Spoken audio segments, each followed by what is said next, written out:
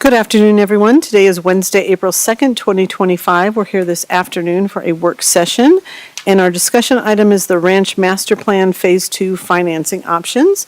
I'm Kristen Stevens, Chair of the Board of County Commissioners, and with me are my fellow commissioners, Commissioner Jody Shattuck McNally and Commissioner John Kafalis.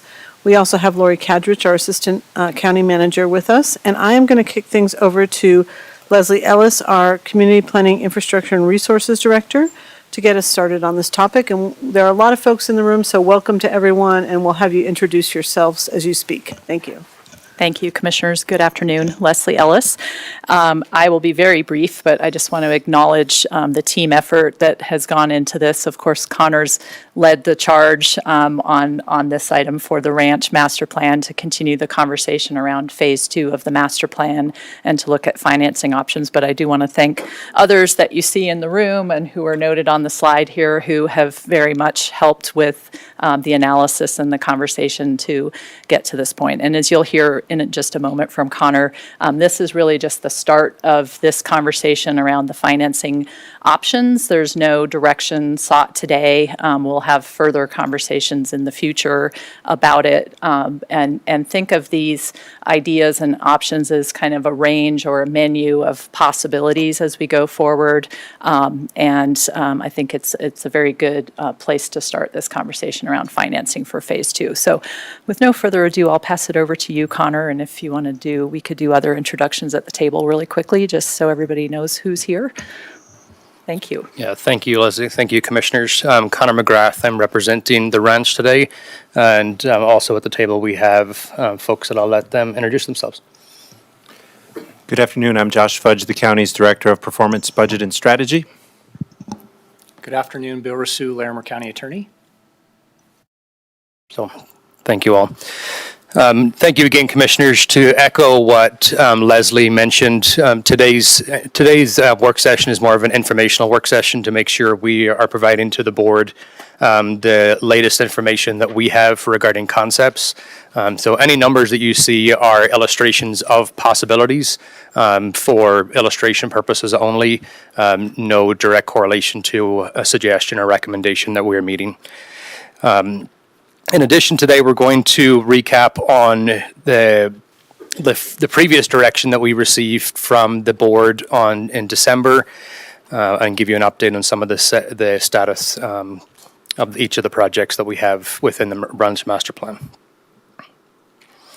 So the direction we received in December of 2024 was to continue to explore the possibility of the renovation of Peterson Toyota Center and the Blue Arena into continued ice facilities, finalize the design of the Great Lawn civil infrastructure and the vertical that would come at a later phase, engage a design and planning consultants for the conceptualized new convention center and hotel, and to continue to engage our stakeholder groups that we've been engaging, as well as adding, and there's a slide dedicated to stakeholder engagement later that we'll focus a little bit more time on. A reminder for the board and refresher for the public, the Phase 2 projects include the Great Lawn expansion, an elevated lounge at Blue Arena, an event plaza that would reside between the Peterson Toyota Center today and Blue Arena, a new convention center and conference hotel, and renovations to Blue Arena for additional sellable tickets and seats, as well as renovations to the current Peterson Toyota Center to serve as the youth hockey facility with 3 sheets of ice. The status of each of the projects as of today, we have the final plan set will be ready by the end of the month. Per our conversation with the board in December, we would then present the options to the board for your feedback and direction in terms of how we would phase that project into the Phase 2 plan. We have taken a step back on engaging a design firm at this point for the hotel convention center space. We really wanted to spend more time visiting other similar projects to make sure that we can fine tune our plans and give better direction of what we're looking for, and learn from other people that have built in the last decade. And we're finishing up those site visits in May, and we feel we've learned a lot. We've learned a lot of what to do, what not to do. and that's been valuable time spent in and out of state. And external consultants will also be providing us with the final feasibility study. As a reminder, we've engaged Convention Sports and Leisure, CSL, an organization that has been in relationship with the ranch in Larimer County since 2018. Apologize for the smaller text on this slide. The stakeholder engagement, we have doubled down on our stakeholder engagement so far, and we're ready to really ramp up greater stakeholder engagement. We were afforded the opportunity to hire a communications coordinator to focus exclusively on the ranch master plan, stakeholder engagement, and ensuring that we're hearing the voice of the community. And also that we're communicating back to the community of what we're doing, why we're doing it, when we're doing it. So that person started yesterday, and they're hitting the ground running, and I hopefully will have an opportunity to introduce you to Portia Cook at an upcoming Administrative Matters meeting. As mentioned, Convention Sports and Leisure is working on the feasibility study. That report is in part being shaped by local stakeholder engagement and interviews with local stakeholders and users of our facility. We have the Imagine the Ranch survey. It's been live for about 2 months. We've received 130 plus responses to date.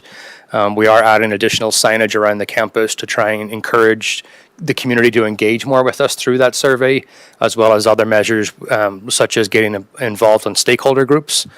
And lastly, we're working with civic organizations and have had some really great critical feedback from our civic organizations.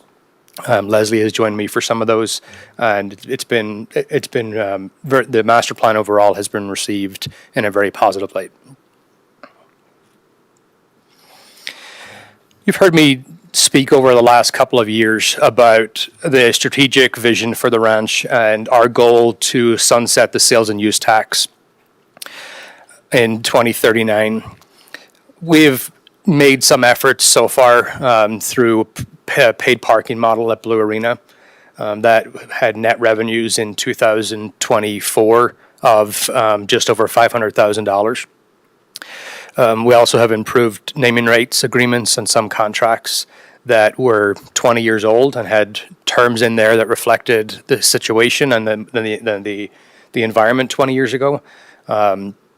We've also phased out some events that we're just a different facility that there's better options that we've helped them find in the community for folks to serve them in a different way. And we've also, we have an MOU with the Extension Office whereby we can use a limited number of days in some of the community buildings to generate commercial business through there to help offset the cost of those buildings. The Phase 2 facilities are expected to be financially stabilized by 2035. Stabilized meaning that they have reached their midpoint expectation of what the facility could provide to us. From there, we would expect to see growth, not decline. And one of the main reasons we're here today is an education session on financing. While the existing measures have improved the financial position of the ranch, with the infrastructure that we have in place through Blue Arena, the Mac Equipment Facility, Peterson Toyota, the outdoor event space, we don't have the infrastructure to afford us to be able to generate much more revenue to be able to get to a point where we could be self-sustainable long-term. With the Phase 2 projects in mind, the total public cost, if we were to build all projects today, would be approximately $185 million, with other investment needed for the hotel of roughly $80 million. The initial feasibility study from CSL, or Convention Sports and Leisure, has the projects breaking even by 2034 with a moderate growth rate of 4%. We also displayed a growth rate of 6%, which I feel is a little too aggressive. So we're landing in 4. We also have modeling for 0 and 2%. As you all are aware, we have a dedicated sales and use tax, and the revenue for that is about $14 million a year, which is coming up insufficient for us to be able to provide the upfront capital needed to build the projects of Phase 2. And funding Phase 2 exclusively for the board and the public's knowledge. If we did that through a pay-as-you-go model, just using the sales and use tax as it comes in, we would have to reassess the 5 projects that you saw earlier in your slides and start to reduce those projects. So with that, with the team in front of you plus others, we've really taken a step back and taken a strategic approach to how do we deliver on the promise that we made back in 2017 when we went to the voters and asked for support to extend the sales and use tax and deliver on the projects identified at that point.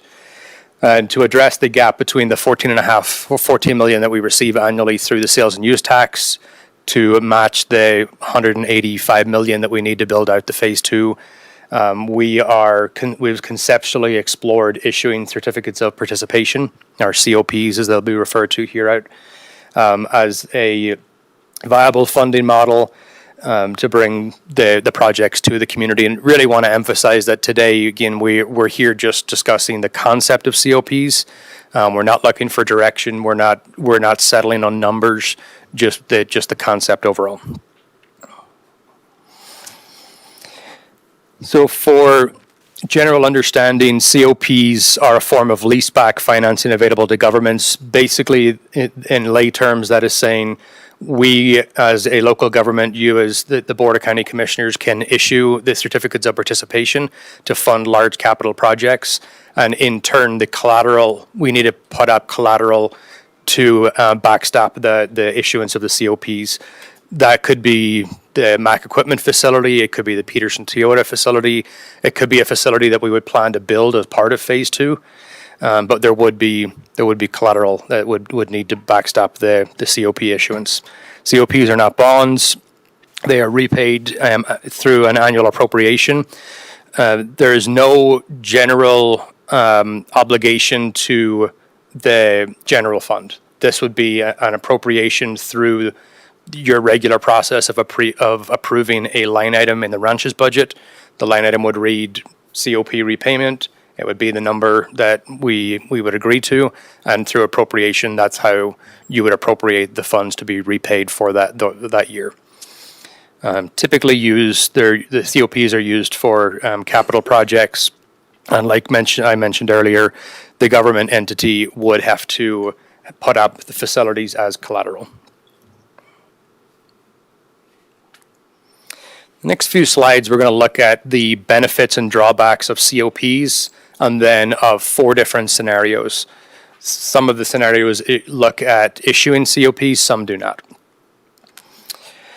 So a benefit, one of the main benefits of issuing COPs is that we can deliver on the promise that we made back to constituents in 2017, which then went into place in 2019 with the continued sales and use tax. So it accelerates that project delivery.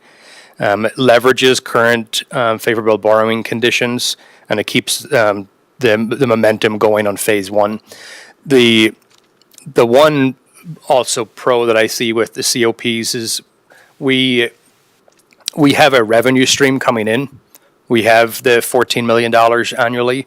We would be simply pulling additional funds forward to get greater upfront capital, and then we have that dedicated revenue source that the public voted for to repay the COPs. One of the drawbacks we mentioned earlier is that there's an appropriation is needed to approve the annual repayment. So if for whatever reason the board did not approve repayment of that whatever million per year, we would risk losing the items that we put up for collateral. Larimer County has issued COPs in the past and has, to the best of my knowledge, had a good reputable repayment on the schedule and time frame outlined initially. The risk then, if there was a default in us not making the payment, that the possession of that collateral would go back to the trust. And then we would be tying up the dedicated sales and use tax mainly, depending on what numbers we could land on, through 2039. So through the sunset of the current sales and use tax, that those funds would be earmarked for the debt service payment. Some risk mitigation strategies we have looked at, making sure that we have our payments aligned with the dedicated revenue stream that would be repaying the debt service, maintaining a strong financial overview and controls. So really paying attention to what is needed from the issuer, and keeping a good practices and processes in place during the building of the facilities, so that we are issuing gross maximum price projects, meaning whatever price we get back from contractors, that's the maximum price that we contractually are obligated for, and not have scope crawl or budget crawl within the projects. And then communicating transparency with the public of why we would issue COPs, to bring those projects online closer to today's date versus 2035, 2040. And then collaborate closely with our legal and financial advisors, which have been great to work with so far. Would you rather take questions as we go along or questions at the end? Whatever you would prefer, Commissioner. One of the questions that I have then about COPs is, if we, do we currently have something out for the jail? Does it affect our ability to borrow in other circumstances, given that this is, there's funding directly tied to, the sales tax with the ranch? If we had another capital project, would it inhibit our ability to borrow more dollars, and would that lower our credit rating in any kind of way? I don't think that it would have a significant impact on the credit rating, and Lori can correct me if I'm wrong, because the county already has a very small debt load. There's really just the COPs for the jail and then some for improvement districts that are also supported by mill levies. And this is a dedicated revenue source, so I wouldn't see it having a huge impact. And if you wanted to issue other COPs that were financed in other ways, it wouldn't be a barrier to that. Because it has its own stream that doesn't, that sort of Correct. helps with that situation. Okay. Thank you for explaining that. Any questions, Commissioners? Commissioner Cavallis? Thank you, Madam Chair. Thanks, Connor, Josh. Just a quick follow-up question. What is the annual debt service payment that we're making on the current COPs, and when will that end? The annual COP payments are about $6 million. That's right. Evenly, and I believe they go till about 2033, I want to say. They were issued in 2018 or 19, so for 15 years, so about 2033 or 34. So if we were to, if I may, if we were to issue additional COPs, and the way we would pay them would be through the sales tax revenue stream, how does that intersect with annually with as part of our budget process, we must appropriate, are we appropriating the $6 million for the current COPs that's coming out of general fund? Correct.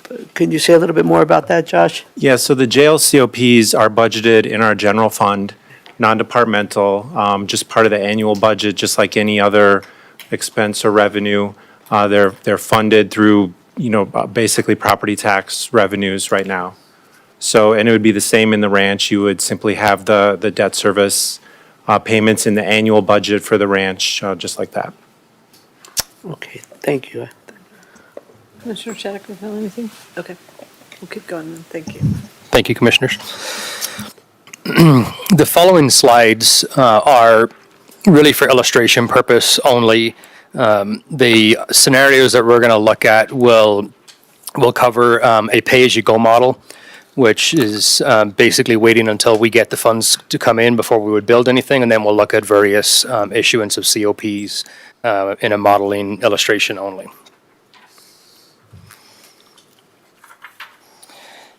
So pay-as-you-go really reflecting back on what we did for the Phase 1 master plan, the conditions were a little different then, since the campus was closed down and we were experiencing the COVID pandemic. We allowed funds to accumulate for a period of time, and when the economy was shifting back towards a post-COVID economy, we started construction in 2022. So the pay-as-you-go model worked by letting 2019, 2020, 2021, and a portion of 22 accumulate, and then we had the funds. So it avoids COP issuance, and therefore it avoids the interest costs associated with COPs. It also gives us some more flexibility if we were to pivot on a project. There are some constraints when you issue COPs where they have to be tied to a project, and you can't say you're going to build a gymnasium and then go build an ice house. It has to be pretty closely aligned with what you state that you're going to do. And then that again allows us generally just to adapt to the changing conditions. COVID being one of those where the pay-as-you-go model really worked well for us. Some of the drawbacks, delayed implementation, slower project delivery.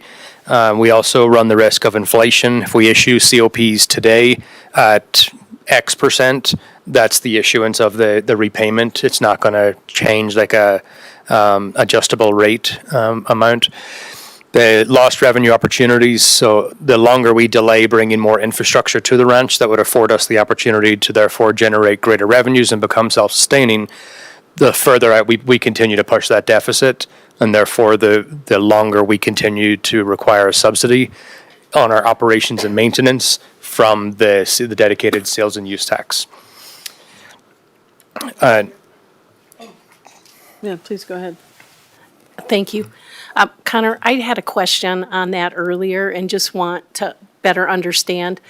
What I hear you saying is if we build out capital projects towards the end of the sales tax, the life of the sales tax, then we're going to need a longer onboarding time to generate enough revenue to match that subsidy.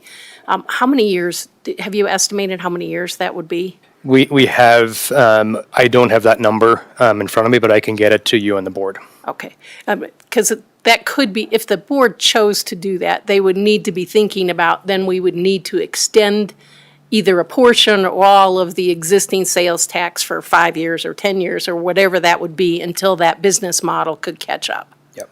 Okay, thank you. Thank you. Can I just ask one? So there was no, obviously no promises made that we wouldn't extend the sales tax, but there were assumptions, or there was the idea that we wouldn't necessarily want to, that we might have other things that we would want to spend money on, and so becoming self-sustaining was important. But, was that, beyond, let's say, a work session like this, was that communicated to the public in any kind of way? It wasn't in the ballot language, was it? It was not in the ballot language. Or it just said it sunsets when it sunsets, and there was no talk about it, whether it would be renewed. Okay. Commissioner Shattuck McNally. Commissioner Stevens, I'd like to just share that I was working with that initiative team during that time, and that was part of the campaigning language, was that it was working towards not coming back and circling back to ask for another task, that this was going to get the ranch where it needed to be self-sustaining. So that was part of the campaign materials, because that was some of the information that was shared to us from whoever was advising the lead on that team. And so that was part of some of the messaging. I just wanted to kind of share that, so. Yeah, I guess I just wanted to know whether it was sort of more official than that. I think our Assistant County Manager would like to add Yes, something. I just would like to clarify that our goal in terms of being self-sufficient is that we would cover our operating cost.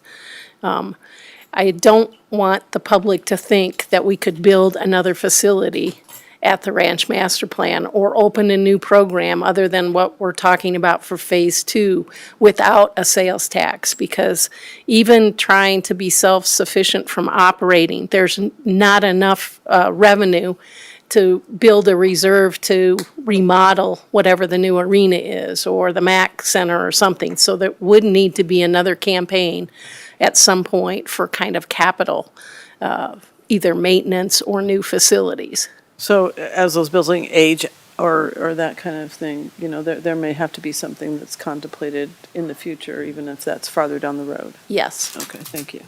Yeah, Commissioner Cavallis. Thank you. Good discussion. It raises a question in my mind, and that is, in terms of these financing options that we're discussing,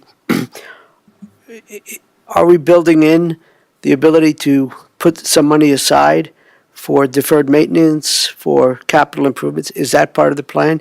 Because your point is well taken, Lori, that we wouldn't, this is just for operating, but we need to set money aside in case, in case our HVAC system goes out or something. Can you speak to that, sir?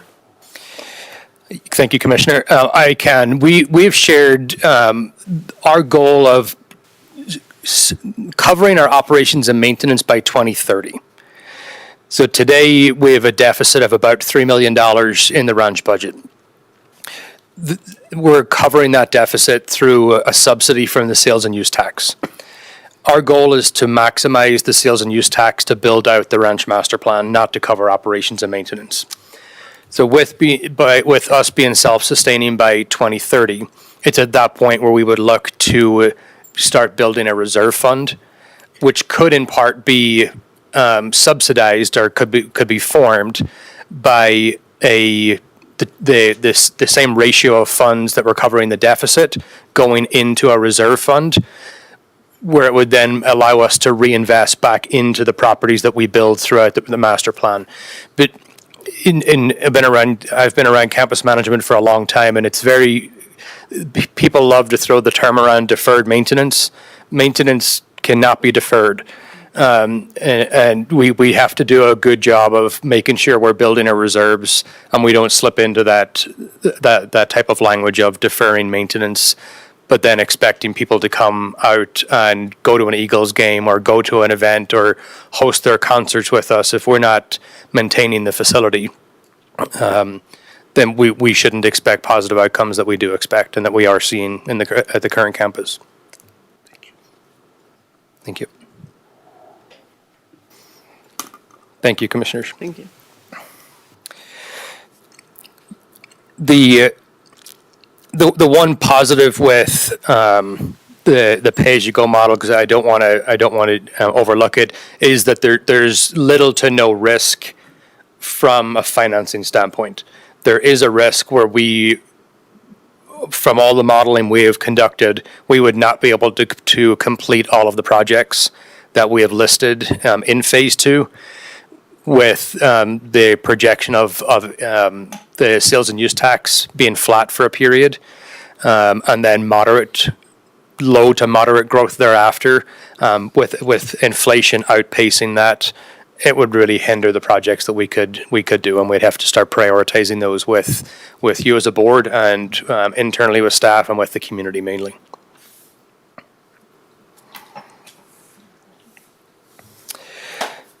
This illustration looks at issuing $100 million in COPs plus the pay-as-you-go model.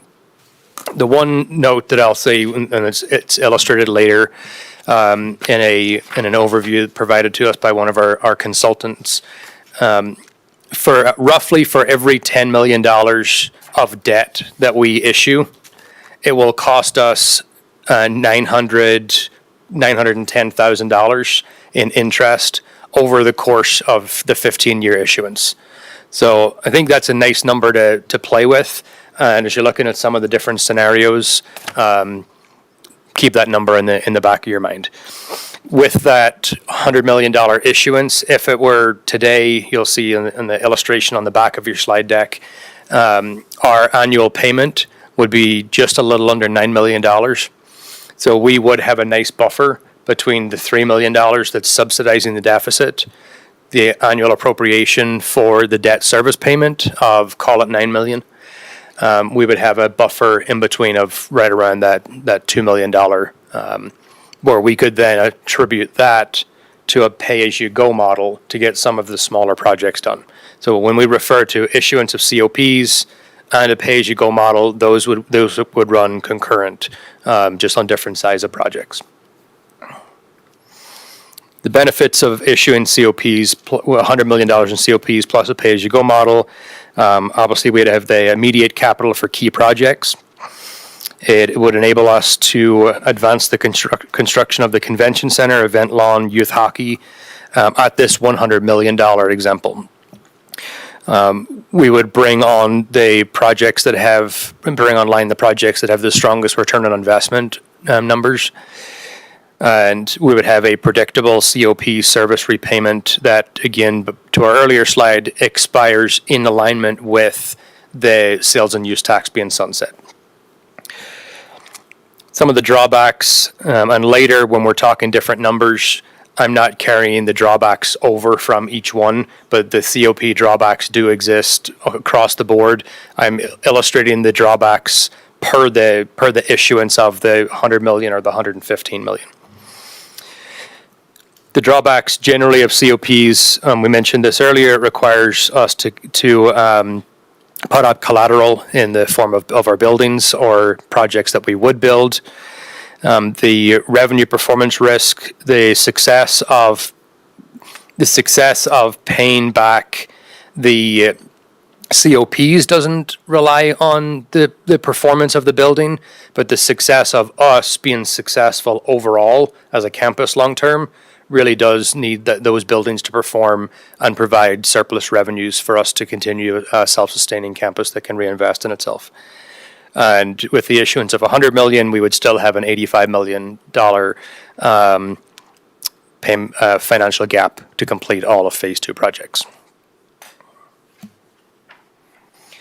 Consideration with the 100 million plus pay-as-you-go.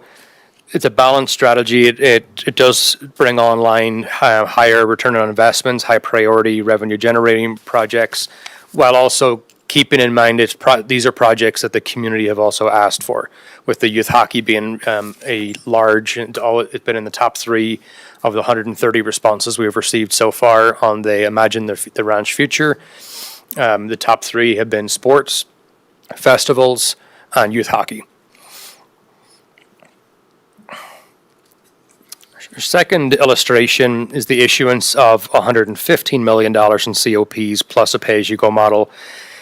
Same concept as the prior illustration, with the addition that we would be able to also, with $150 million, bring online the amphitheater with the event lawn, or phased closely with the event lawn, and some additional civil infrastructure such as the roundabout on Arena Circle and some additional internal supporting roads that we could operate without, but we could not operate without if we had an amphitheater. Benefits, accelerates the delivery of the voter-supported projects, as noted before. It captures the cost by locking in today's construction rates versus what they could be in the next year, 2 years, 3 years. And reduces long-term operational deficit by bringing online the projects. So very similar to the conversation we've already had. The quicker we can get facilities built in a responsible manner, the faster that return on investment is likely to come back to us, and therefore close that deficit. The drawbacks are very similar as the prior slide, with the biggest difference being if we issued 115 million, the funding gap for all of phase 2 would now be 70 million versus 85. It's still there's still a $70 million deficit.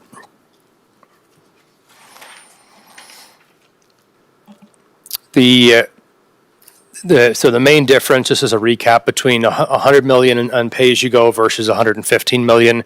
We would be able to bring online the amphitheater with 115 million illustration, but we would then have a limited pay-as-you-go. We would have, I'm trying to do the quick math, I'm guessing it would be about $1.4 million in interest if we issued that additional 15 million, using the concept of 910,000 per 10 million.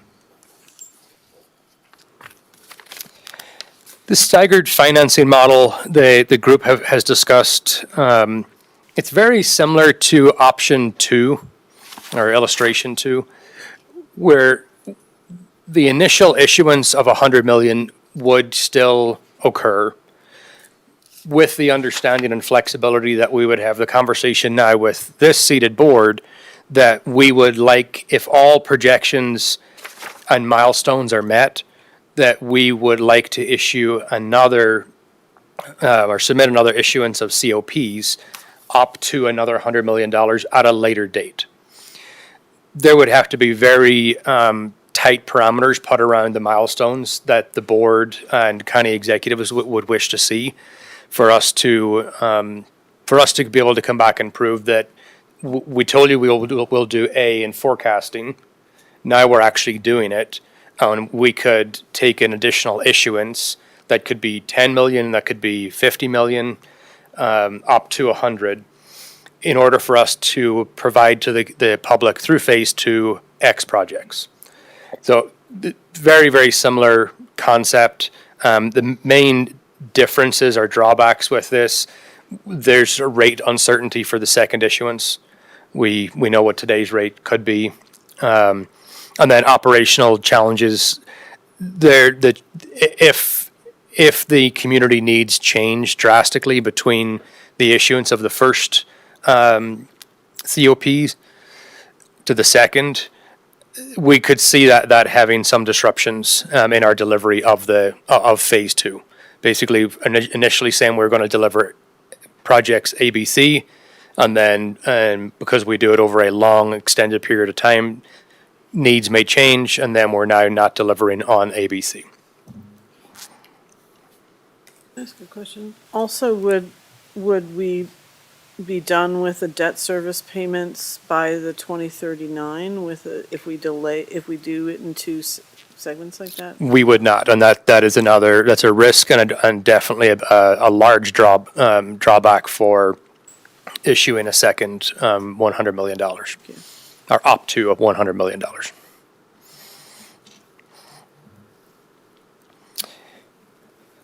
I'm illustrating on the slide in front of you, Commissioners, the consideration regarding the two issuances, one now, one at a later date, as well as some very, very minimum milestones that we would expect the ranch to meet in order for us to come back and have a conversation.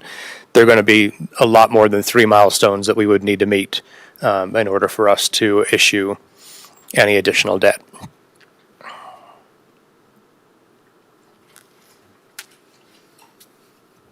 The competitive trade-offs are summarized at a high level. Pay-as-you-go has a low risk rate on the project level, but has a very high risk rate at the campus level in terms of the campus being self-sufficient. The 100 million and the 115 million, they have high project success rate, meaning that we can bring projects to the community sooner, as well as high long-term campus sustainability rates.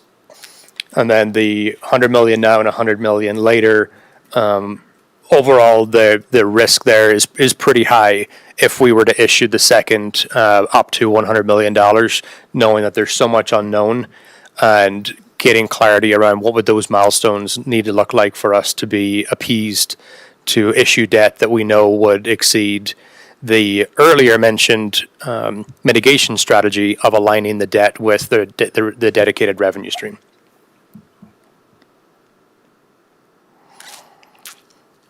And then lastly, this is an illustration provided to us by our consultants who are in the room today, Piper and Sandler. And it's an illustration of one scenario being the issuance of $100 million, and the second being 115 million. Both would run for 15 years. You can see the annual appropriation for debt service on the 100 million would be right around 8.9 million. We discussed that earlier. That would leave about a $2 million cushion between the current $3 million deficit that we have, plus the 9 million rounded numbers for the debt service payment, as it relates to the $14 million that we generate in the dedicated sales and use tax. We have a higher debt service payment for scenario 2, with the 115 million, where we would have a debt service payment of $10.3 million annually. So our cushion there would be it would still have a cushion, assuming that we have $14 million coming in sales and use tax. But it would be a more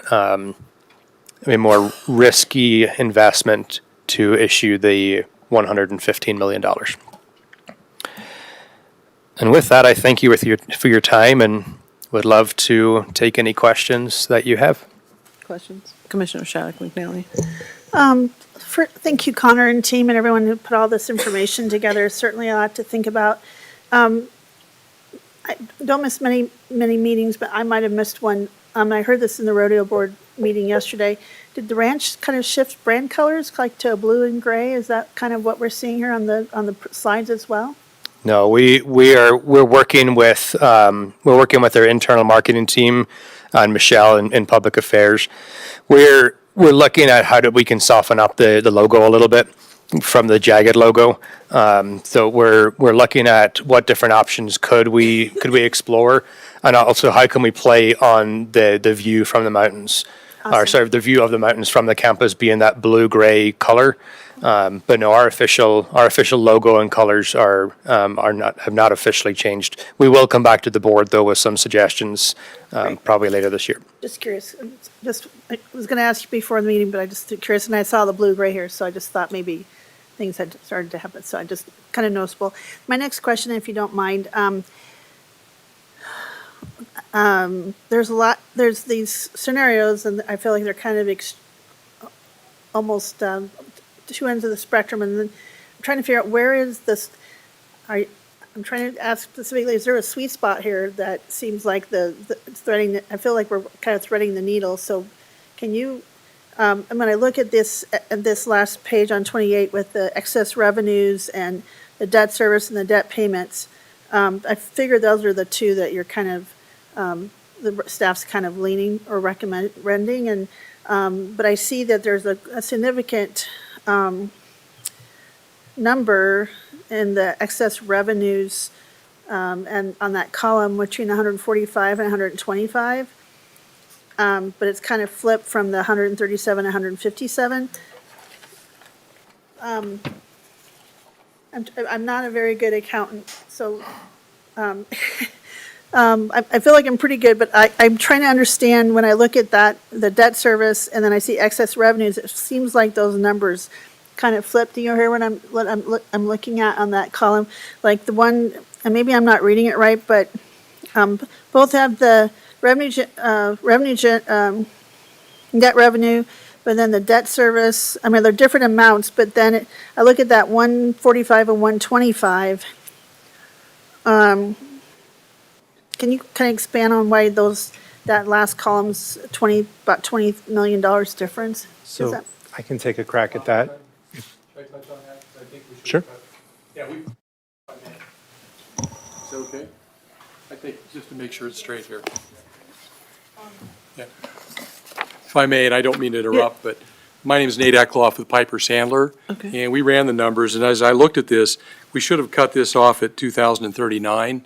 Now, there are excess revenues every year, and we can rerun this, but if the sales tax expires in 39, then we'll have to go back and reconfigure this, but there are excess revenues of about $5.2 million a year on the $100 million scenario, and then $3.8 million a year on the $115 million scenario, 3.9 million a year, excuse me. We can reconfigure this, re-add it, but it'll be less than the 145 and less than 125.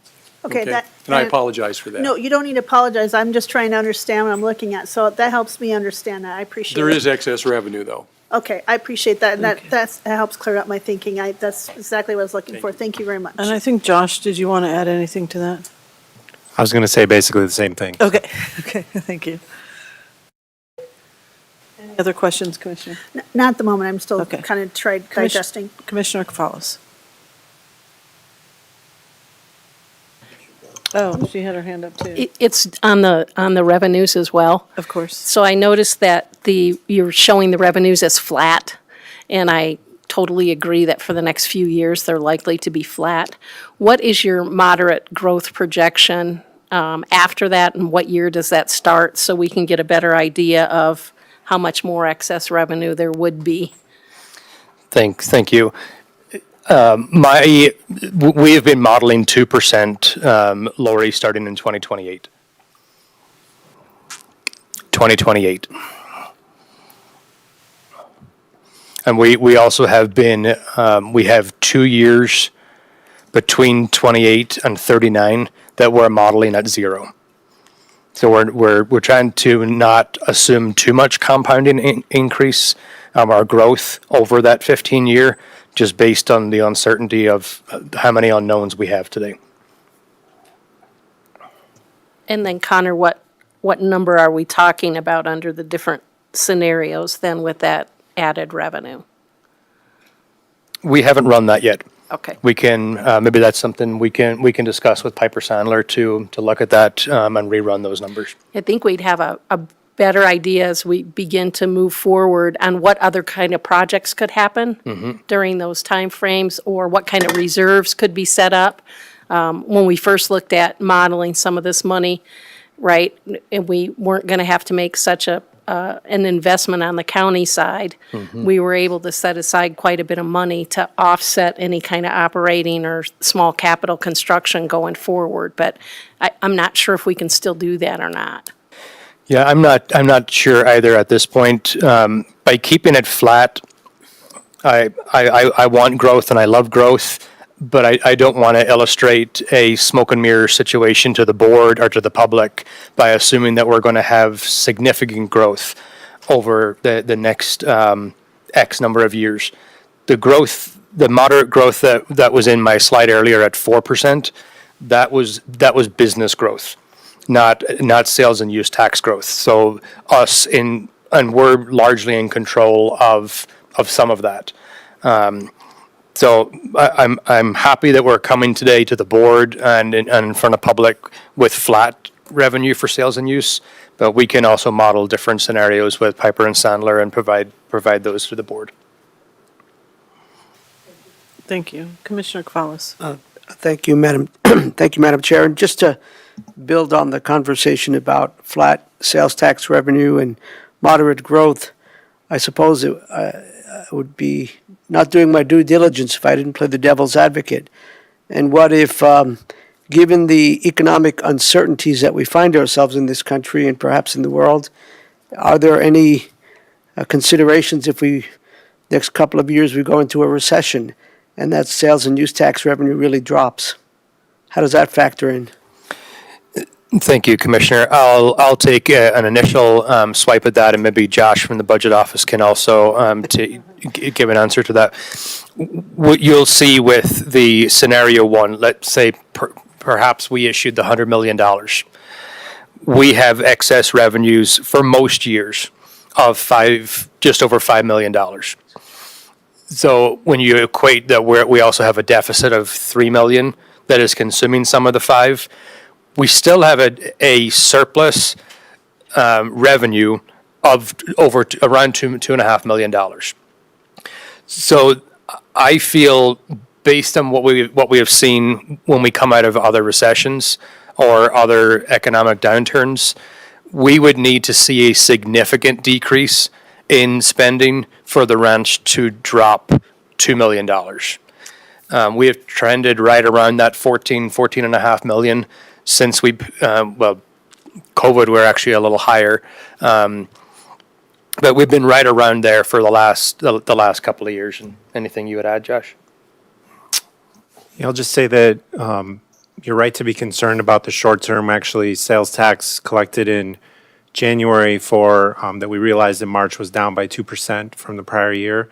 But in general, sales tax dips tend to be relatively sharp and short-lived. As the economy then recovers, it goes right back up. And so the model with the flat growth, I think, certainly bakes that in. And even with a recession in the short term, assuming what has happened in the past continues, it would more than recover in future years.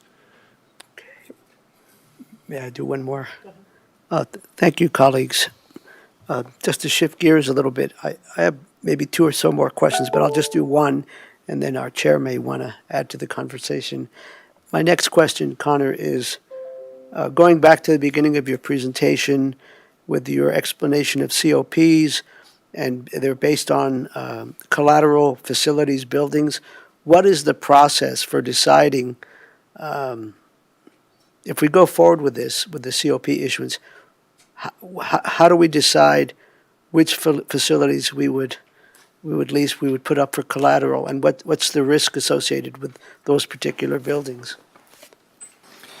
Thank you, Commissioner. I can answer the question on risk. Knowing Larimer County's history of paying its debts and meeting its obligations, unless the seated board at the time rejected the annual appropriation for the payment, to me, there's little to no risk, because we're meeting our obligations, we're doing what we said we would do. The process for evaluating the buildings, we haven't gotten that far with any organization to help us understand what we would look at. I don't know, Lori, are you familiar with, or Josh, familiar with the process for the jail? Thanks. Hi, Lori Lopez, Finance Director. We'll engage our financial advisors and also bond counsel, and they'll help us to determine which buildings would be best. And that's what happened with when we issued the jail COPs. And the buildings include all of the buildings that are within the county portfolio, not just necessarily the ones out at the ranch. Correct, but we could use some out at the ranch, Yeah. yes. Okay. Thank you, Lori. Thanks, Connor. Thanks. Thank you. I'll pause. Did you have any other questions? Well, I Commissioner? did, but don't you want to go? I'll ask one question and then, so the $185 million that's needed for the Phase 2 projects, are we at all concerned that that number would go up because of tariffs or other kind of financial situations? I mean, is there some cost escalations built in? I mean, is there like a contingency? I don't know what that looks like, given that things like the cost of steel or wood or whatever might go up. There is, Commissioner. We have a general fear of any and all costs going up at this point.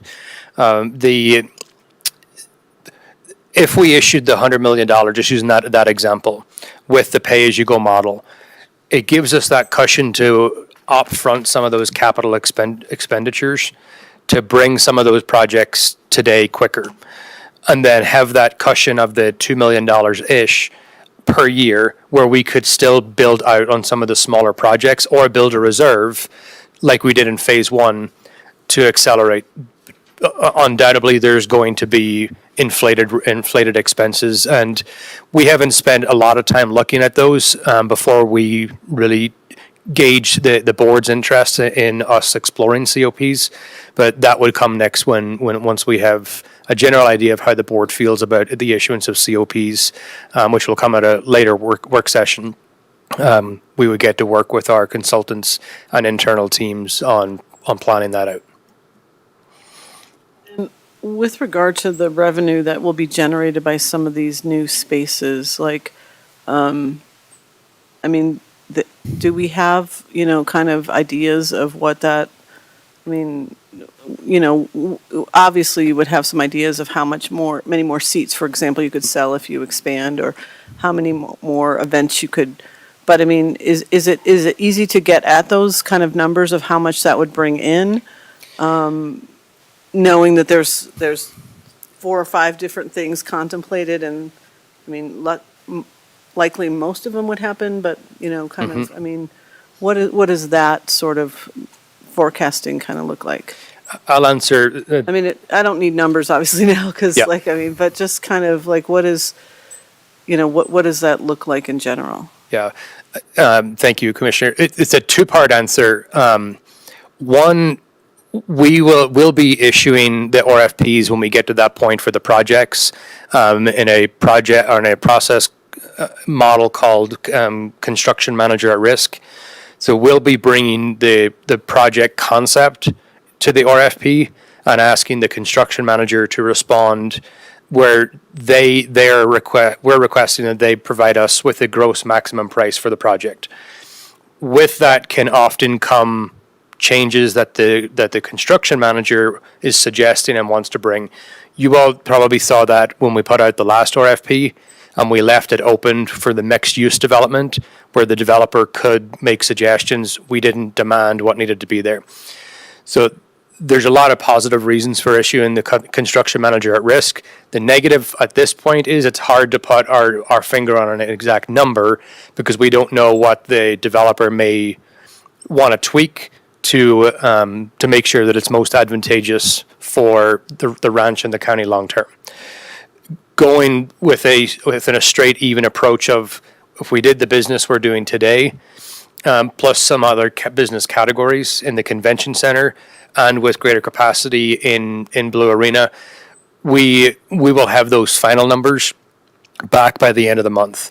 We received the initial feasibility study. It looked overall positive, but it had some programming that we probably wouldn't do in the convention center because we have other buildings, such as the McKee facility, the 4-H youth and community facility, and then when we have the youth sheets of ice, we would be doing some of that programming where maybe some other convention campuses and convention centers are restricted to one building where we have the diversification. So that the programming wasn't on par to how we would actually use some of the spaces. So we have clarified what we would do with the buildings, and again, that feasibility study will be ready within the next few weeks. Thank you. Okay, Thank you. Go ahead, Commissioner. Do you have more? Recognizing we're getting close to the end, question I have, Connor, is in all of the financing illustrations that you presented, there's a funding gap, depending on what approach. What if we don't address the funding gap somehow? Does that mean some projects won't get done? How do we deal with that? Yeah, thank you, Commissioner. This somewhat goes back to Commissioner Stevens' question also. Our goal would be that the excess revenues from the initial projects that we build, plus the cushion that will help with the pay-as-you-go excess sales and use tax revenue, that we would be able to build those on a pay-as-you-go basis. Or back to the scenario earlier, if we illustrate that we have a reserve of $30 million in pay-as-you-go, we may come back and ask for an additional issuance of COPs per the third illustration of a match of $30 million so that we could build a larger project or close that funding gap. The reason we're, for the illustration, putting $100 million and then up to $100 million is the assumption that if we did that spaced out over a 5 to 7 year period, that the $185 million would actually now cost $200 million.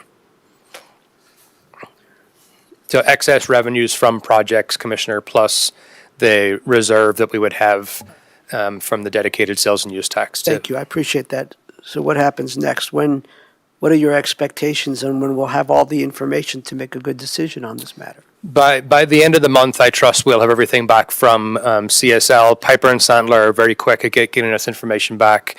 So I would expect within the next 6 weeks, we would have solid information Will come back to us with an expectation of a decision?